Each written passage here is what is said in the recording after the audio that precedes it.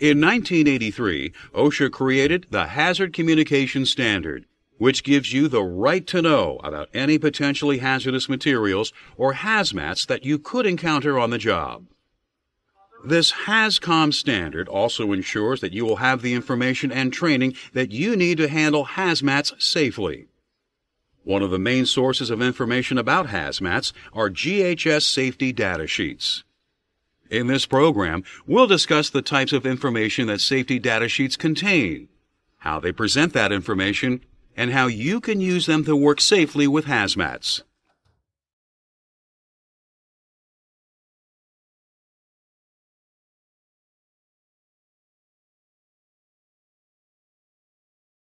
The more you know about a hazardous material, the more safely you can work with it. Information you should be aware of includes what a material is and what its hazards are, what procedures you should follow when handling and storing it, and what you should do if there's an emergency involving the material. You can get all this information and more from Safety Data Sheets, SDSs. Under OSHA's Hazard Communication Standard, hazmat producers and distributors are required to provide safety data sheets for each of their products. Companies that handle hazardous materials should keep their SDSs in a central location for easy reference. The information that safety data sheets contain and the way they present that information is done according to the Globally Harmonized System of Classification and Labeling of Chemicals. This system, called GHS for short, was established by the United Nations to help people anywhere in the world get accurate information about hazardous materials regardless of what language they speak. It accomplishes this by standardizing how materials are classified, how their hazards and safety precautions are described, and how those facts are conveyed, and using pictograms to provide easily recognizable indicators of the hazards. GHS Safety Data Sheets organize hazmat information about a material into 16 numbered sections, which always appear in the same order. Data that's likely to be needed in a hurry, such as a material's name, composition, hazards, safety precautions, and emergency procedures, is presented in the first 6 sections. Information on safe handling and storage procedures is located in the middle of the SDS, followed by more specialized technical information toward the end. All of the data in GHS Safety Data Sheets is presented using clear, non-technical language and standard phrasing, so it's easy for people who work with hazmats to get the information they need when they need it.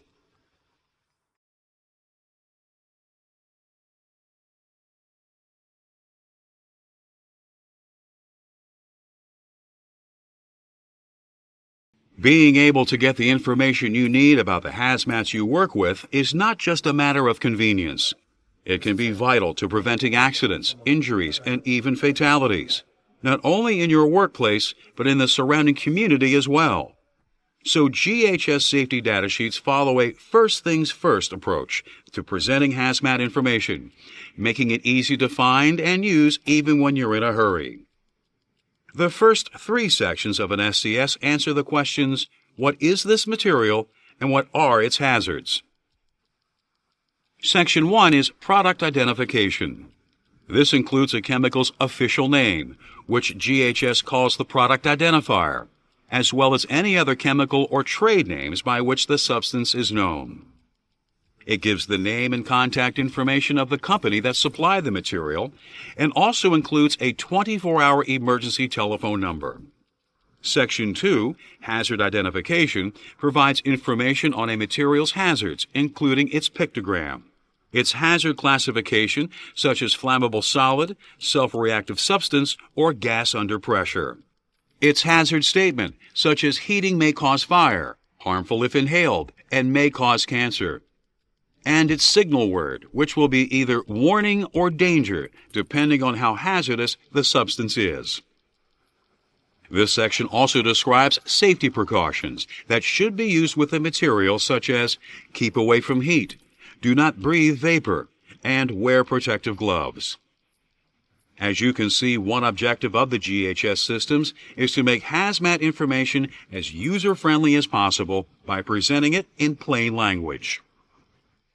The third section of a GHS Safety Data Sheet provides technical details about a material's composition, including information about any other chemicals that it contains. This can be particularly important when a substance is a mixture of other ingredients. Section 3 also includes the material's common name and synonyms, its Chemical Abstract Service (CAS) number, and any other unique identifiers.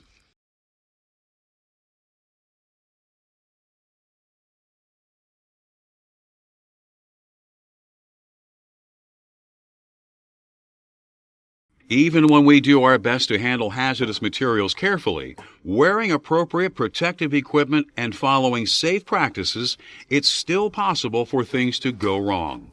Accidents happen, and we need to be prepared for them. So Sections 4, 5, and 6 of GHS Safety Data Sheets contain information on how to handle different types of hazmat emergencies.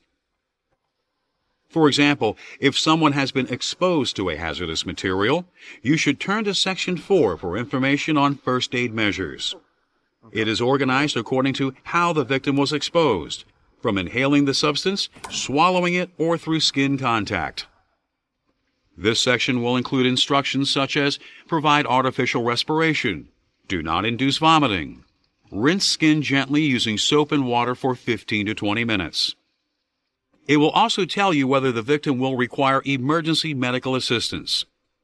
If a hazmat is involved in a fire, Section 5 of its SDS provides detailed information on the firefighting measures that should be used with it. This includes what extinguishing agents are appropriate for the substance and which are not. Information is also included regarding any new hazards that the material can create when it burns, such as toxic smoke. Lastly, Section 5 describes the precautions, procedures, and protective equipment that professional firefighters should use when extinguishing a fire that involves the hazmat. Accidental release measures are what is addressed in Section 6 of a GHS Safety Data Sheet. In addition to emergency procedures and the safety precautions that should be taken in the event of a spill or leak, this section describes the methods, materials, and equipment that should be used to contain and clean up the substance. Instructions in this section include things such as ventilate the area, wear protective eyewear, gloves, and clothing, and dam and absorb spillage with sand, earth, or other non-combustible material.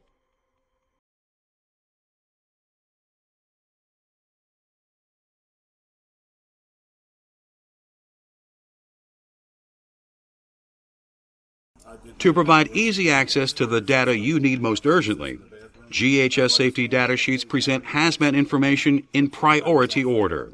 So the first 6 sections of an SDS tell you what you'll want to know in a crisis when every second counts.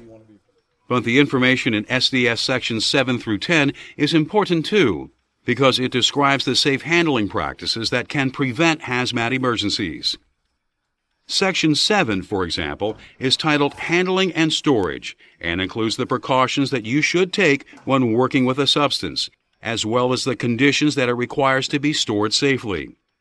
This section can include instructions such as avoid contact with skin, eyes, and clothing, keep away from ignition sources, store in a cool location, and keep away from combustible material.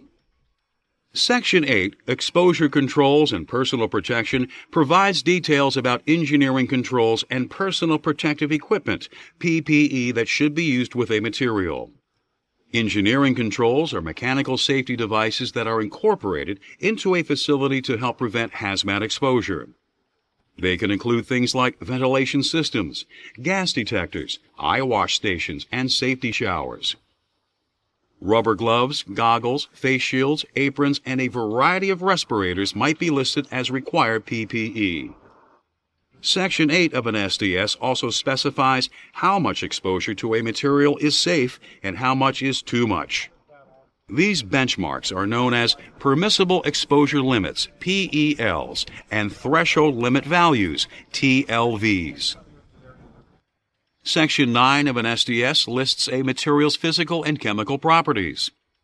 Some of this information, such as what the substance looks and smells like, can help employees who don't typically work with a material tell whether an accidental release has occurred. Other data, such as the temperatures at which a material melts or boils and its flash point, can assist safety specialists in creating the controls and procedures that allow employees to work with a substance safely.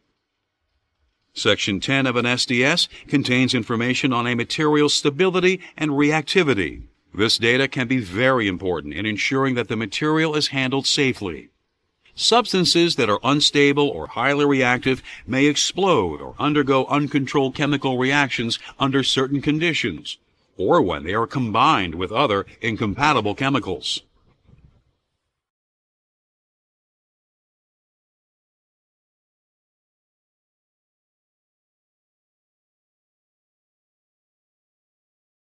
Most people who use GHS Safety Data Sheets want user-friendly hazmat information that's presented in clear, non-technical language. But other SDS users, including supervisors, environmental managers, and industrial hygienists, need to know specific technical details. Many of these can be found in sections 11 through 16 of an SDS. For instance, Section 11, Toxicological Information, focuses on the adverse effects that a hazardous substance can have on living things. This data includes how toxic a substance is, how it can get into the body, the symptoms of exposure, and the effects that it can have. Section 12, Ecological Information, discusses the environmental impact a chemical can have after a spill or leak. It describes how the material behaves when it is released into the earth, air, and water, how long it can remain in these elements, and what effects it can have on plants, wildlife, and other aspects of the environment.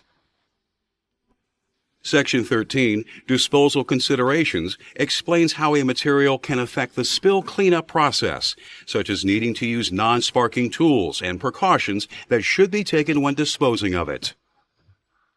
Section 14, Transport Information, provides data that is required when a material is being transported, including its proper name, UN number, hazard categories, and safety precautions.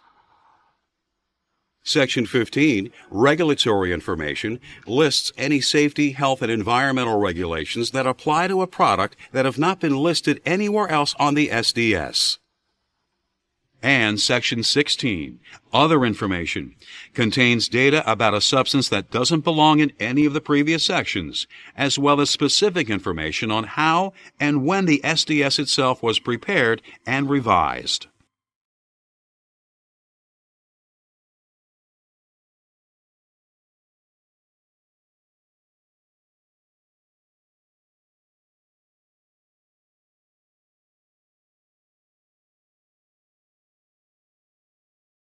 The more you know about the hazardous materials that exist in your workplace, the more safely you can work with them. GHS Safety Data Sheets are an important source of this vital information. They help you find out what you need to know, when you need to know it. Let's review. OSHA's Hazard Communication Standard requires hazmat suppliers to provide safety data sheets with each of their products. Safety data sheets contain information on a material's identity, its hazards, the safety precautions that should be followed when handling and storing it, and how to respond in case of an emergency. To make SDS data easy to find and use, it follows organizational guidelines established by the UN's Globally Harmonized System, GHS. The GHS system standardizes and summarizes hazmat information, presenting it in plain language in priority order. Now that you understand how you can use GHS Safety Data Sheets to find the information you need about hazmats, you can help keep yourself, your coworkers, your facility, and your community safe from hazardous materials every day.